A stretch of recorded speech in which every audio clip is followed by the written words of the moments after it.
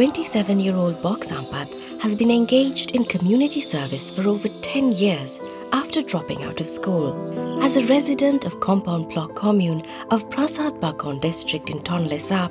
Sampath is a youth leader who is concerned about pollution in the environment around the Tonle Sap lake.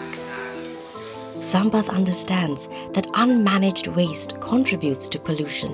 which is one of the biggest environmental problems affecting the lake's ecosystem productivity and livelihoods of people living in the lake's floating villages.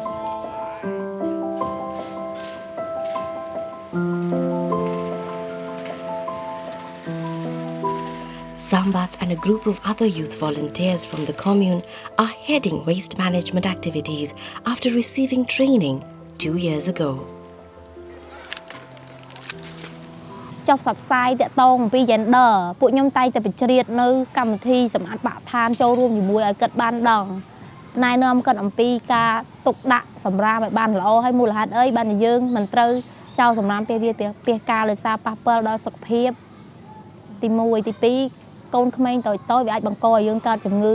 អីផ្សេងៗណាហើយការហូបស្អាតផឹកស្អាតក៏ជាអនាម័យមួយដែរសម្រាប់ពួកគាត់ Close to 1,000 families live in floating houses and boats in Compound Block Commune alone. During monsoon rainy season, all of them engage in fishing and associated activities as their main source of income. A large number of families also earn income from tourism-focused activities.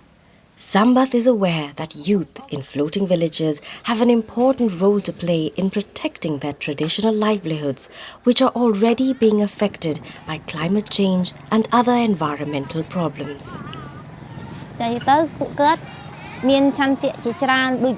នឹងខ្ញុំផ្ទាល់ដែរទី1ទី2គាត់ក៏ចង់ឲ្យភូមិឃុំគាត់ស្អាត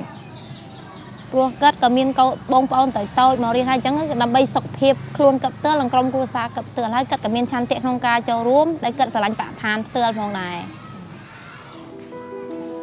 Cambodia's Tonle Sap Lake is the largest and most fertile lake in Southeast Asia. With its unique annual hydrological flood cycle, immensely productive fisheries, and incredibly diverse freshwater ecosystem, the Tonle Sap Lake supports livelihoods and food security of over 95% of the region's nearly 5 million population. The lake's rich fish production also serves as the backbone of food security of Cambodia.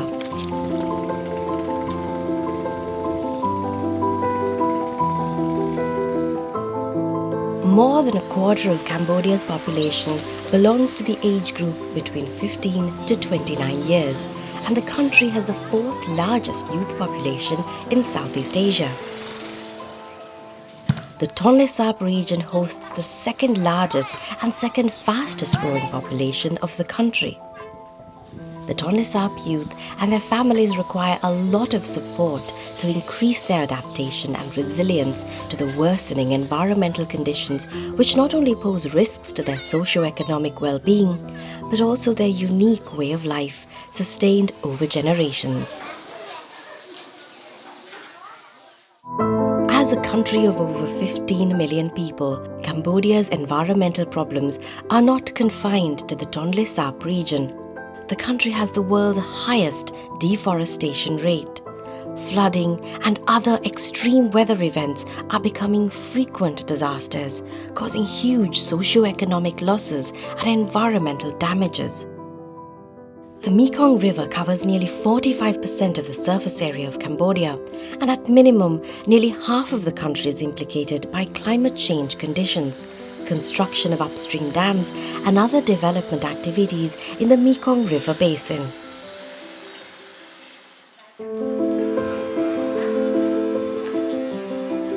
Year-old Monorom Chaw runs Compost City, a social enterprise which sells compost kits for Cambodian households.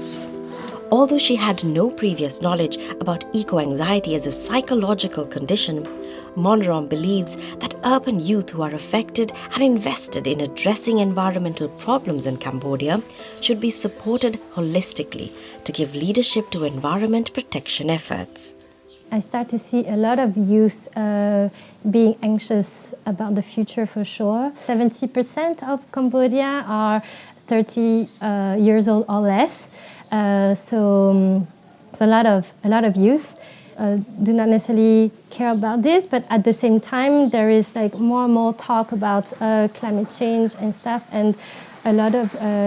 youth start to get engaged more with environmental communities, like eco-friendly communities, and feel like, oh, we need to do something about it. I don't think that we are really anyone is aware enough. So yeah, that's why I would like to propose something that we can work together. Southeast Asia is one of the most at-risk regions in the world from climate change-related disasters and threats. Experts have warned implications of climate crisis could be profound for all Southeast Asian countries in the coming years.